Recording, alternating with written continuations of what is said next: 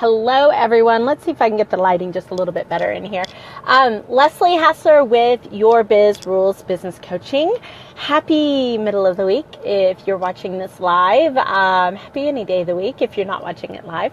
But we are here, or I say we, I always say we. I think that comes from working in corporate and being a project manager and representing so many people. My marketing and advertising days, it wasn't just me, it was 30 people behind me. So I got used to saying we. So we, the royal we, are here in the carpool line up at my children's school. And today we're talking about how to nail your marketing message. I thought I would start this one because interestingly enough, I chair the business development committee for the Plano Chamber of Commerce. And today was our Success in Business Lunch and Learn, and we had somebody come in and talk about social media. And it's always so interesting to hear what people say because social media is such a really, really big topic. And our speaker was definitely knowledgeable, no doubt about that. But there's still so many varying opinions about social media. And so at one point towards the end, there almost started to be this not fight, but strong disagreement about email or social media and something like direct mail. And it was like, direct mail is dead. And it's like, no, it's not. Yes, it is. It was crazy. Now, here's the thing. Direct mail isn't dead. If it's the right thing for your client, guess what? It can be incredibly impactful because right now a lot of people are flooding the market in email marketing, in social media, in Facebook ads, all of these things, okay? So yes, it's not dead at all. In fact, I know some people that when online stuff is on an uptick, they go straight to direct marketing because they don't want it to be popular, because the less number of businesses that are using it as an effective marketing medium, then the more impactful it makes theirs, the more theirs works. So keep these things in mind when people say something's dead. It's kind of in my design days of wallpaper's dead. Wallpaper was never dead. I don't get it. Things fall into fashion and out of fashion. But really good things that stand the test of time really aren't dead. They're just less popular. Not to say that email marketing is dead. It has shifted. I remember when we first started doing my design newsletter, I had an open rate of 65%. And get this, I was upset about it. Because other people had 80% or something ridiculous like that. Nowadays, man, if you had 65%, sorry for moving, I'm going to get you in a stable position here. If you had 65% in email marketing open rates, you'd be ecstatic. I think I had 65% and 25% click-through. Craziness. Right now, you still can get anywhere between 12 and 20% open rates, 1 to 3% click-through, depending on how well your email is crafted and how on the spot your message is. So I guess that's kind of a leading into this whole messaging. I think we get into this conversation about modes and methods and what strategies and things of that nature, but we haven't nailed the message. And really a good message will work no matter the platform. It just will. You might have to shift it. You might have to tweak it. You might have to make allowances. Something you might do in person, you might have to automate. Okay, we get all this stuff, but the message is really what's important. So there's a couple of, I have a client and he calls it, whenever I start going into acronyms, he calls me out on it. It was fine. But I wanted to share another one with you today, and that's called IATA. Now, I mentioned it yesterday, and it's attention, interest, desire, and action. Right? These are the things that time and time again. Hey, Angela. Hey, Marissa. So good to have you on. These are the, the marketing basics that just work time and time again. And some people can craft them and they're beautiful first time out of the gate. Other people, I have to work on it sometimes. And you're really trying to engage somebody through your marketing. So the attention really is kind of this process of saying, yep, that's me. When you see things that say, are you a woman in business?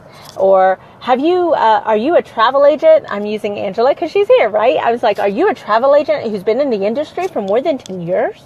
I've qualified somebody with part of that message. So I'm asking people, is this you? And they go, oh, wait, are they talking to me? I know I'm being a little dramatic, but you understand these are all little subconscious things that actually go on in the brain when people respond to your marketing message. So attention, that's why you have to kind of call things out. If you're doing it from a copyright standpoint, you definitely have to call things out, but that's also why images can be impactful. You know, if you saw an image of a mom who's holding laundry, I was going to say loving on her children, but for some reason laundry is on my brain, probably because I'm a mom, and I know a lot of us, laundry is always on the brain because it never goes away. Well, if I saw an ad that had a mom looking at all this laundry going, are you tired of the laundry that would never go away? That is an attention, like I'm verbally cueing who I want to be talking to. Now, I love this technique because honestly, you don't need to be talking to everybody. And if you're not specific enough in who your client is, who your avatar is to be able to do that, then maybe you need a little work in that area. Because as I've said time and time again, the minute you say someone or anyone, everyone else hears not me. No one. They hear no one, right? So we want to be specific. The next level is interest. So it's kind of like that step one, or step two. If step one is we want to get their attention, we want to get them to stop, right? Stop. We want to talk to you. And usually that next level in the message is something about interest. Now you can get interest through a story. You can get interest in asking a question. There's two ways to do that. There's the yes, no, is this you kind of a question, which can immediately disqualify 50% of the people. Or you can really ask a question that does interest in this next step together. So interest, again, we're just trying to say, do you want to know more type of a thing? And then the next part is desire. And here's why I'm going to kind of move forward into desire. So desire really starts to plug into the wanting for more. If you're seeing any of the social media posts that I'm sharing a lot about a conference that I'm going to participate in with some friends, colleagues, mentors. It's kind of one of these things where this group is kind of everything to everyone. It's very interesting, but it's called BeaverCon, which is hilarious. You'll have to look it up to see what it's all about. But one of the things that we're going to talk about is this new marketing. So much of our marketing message has been focused on lack or poking fun. Not poking fun. It's not so much poking fun. It's poking at pain in such a way that I don't feel like it's honorable. The other thing that I laugh at, especially in the coaching industry, is we preach abundance. Everybody can have everything, but then we sell on scarcity or lack, and that always felt wrong or off to me. So this is what this conference we've been talking about. It's actually a conversation that started almost 2 years ago at a conference called One Story, which I love, from Stella Orange. But anyways, I digress. Desire. My point is that desire can be negative and desire can be positive. You can have a desire to move away from something or move to something. Now, as humans, we tend to move away from things better than we move toward things, if that makes sense. So if fear it sells, but that doesn't mean we have to do things in an icky way. But if you can shift the desire to, if we use our laundry, I don't desire that laundry's quicker. I desire that I don't have to do it, that it actually takes care of itself. That's what I desire, all right? And a lot of the moms out there are laughing now too. But if you could tap into that and your marketing message showed the desire, then you start to really be able to kind of get that step 3. Now, if you look at ads, I just want you to be conscious. Like when you're watching ads tonight, look at how are they gathering attention. Usually it's through, if you're watching TV, usually it's through visual, okay? Then how are they gaining interest? If you listen to the actual words that are being said or the conversation that's being played or the story that's being shared, you'll get there. Then you get desire. Desire is really interesting. Cigarettes, alcohol, and I'm trying to think what else. Cigarettes and alcohol typically from a tobacco industry and an alcohol industry typically sell the desire for friendship, the desire for camaraderie, the desire for a good time. If you ever check out those ads, they're almost always with people. Everyone's having a grand time. It's party central, right? Nobody shows the hangover that they're going to have, the next morning. They show the good time that they're going to have. And so that's really what they're trying to subconsciously get you to desire. So think about these things. I mean, that's actually a desire towards something, not so much away from, but towards something in the tobacco and alcohol ads. But if you start to look at it, if you think of, let's use Matthew McConaughey and the Lincoln ads. What are they trying to invoke a desire for? All right, you get sophistication, you get luxury, you get, he's a bit of a sex symbol for a lot of women. He's got that gravelly voice type of a thing, and then yet he's, talking to his dogs about chicken. So what are they desiring? Desire is a huge impact or a huge component that I think a lot of people miss. Usually 1 and 2 we can get, right? 1 and 2 we can get. 4, here just a second, we'll kind of do that, is action, right? You're asking them to take an action. I would say people probably get number 1 really good, and 1's, the attention part of the marketing message. 2, the interest part of the marketing message. 3, desire, maybe not, but 4, call to action. So action.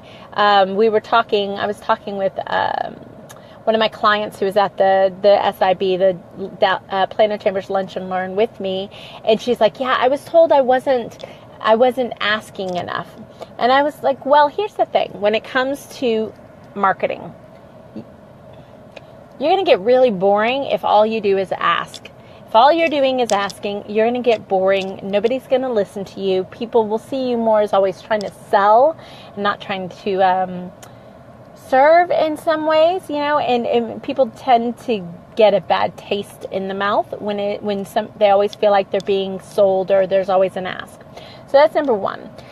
But you have to ask. Like, if you don't ask for the sale, it doesn't happen. It's this crazy thing that doesn't magically appear in your bank account, right? So you do have to ask. There's a rule of thumb that I think when I came onto social media 10 years ago, I would kind of was asking my mentor at the time. I was like, well, how much is too much? And how do I know what to share? And how much do I do to blah, blah, blah, blah? Well, you need to always add value. I talk a little bit about that in some of these videos about adding value. Well, marketing that adds value actually is more engaging. So you get to that interest level really, really fast. So usually that's, if you think of it, all these free gifts and everything that everywhere, that's an attention grabber. Okay, that's trying to grab attention. The interest is actually built, and so is desire in a lot of ways, starting to be in that first free gift, to be able to build desire for your product in the eyes of your ideal client. So you have to have a next step. But I think where people go wrong is they think that the next step is a sale. Like, if you like this, buy that type of a thing. It's not always the case. And in today's marketing, I think you have to be not subtle, maybe subtle, not as anxious, and a little bit of patience to really be able to get the good sales that you want. And so if you remember yesterday, I talked about mapping out your 5 to 7 touches.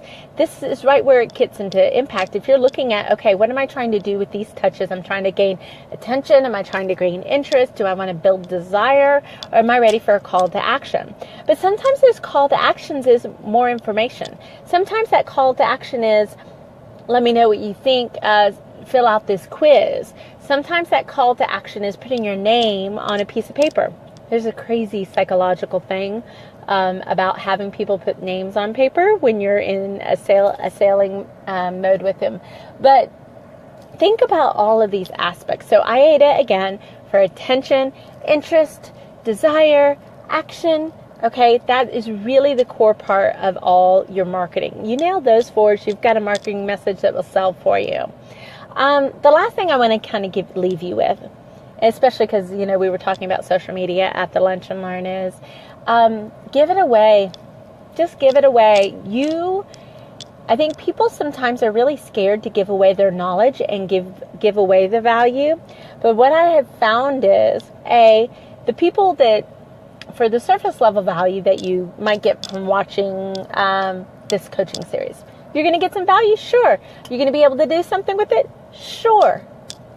But not all of you are my clients, and I get that, right? I can give it away because not all of you are my clients, would be my clients, or I don't know, even like me, who knows?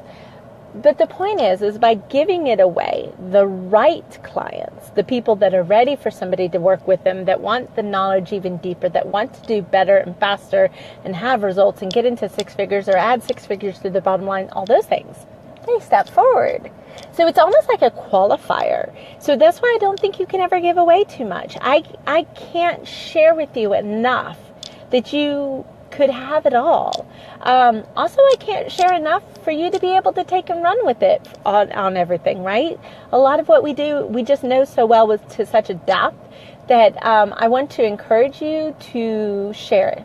Just share it. And if you're looking for like a little rule of thumb, I love rule of thumbs, it is your biz rules. So rule of thumb is out of every 5 marketing messages, okay, that you put out there or touches, or let's say in social media, let's just define it to social media. You want 4 to be value. You want 1 to be an ask. That ask isn't always a sale. Sometimes it's a free gift. Sometimes it's a like my page.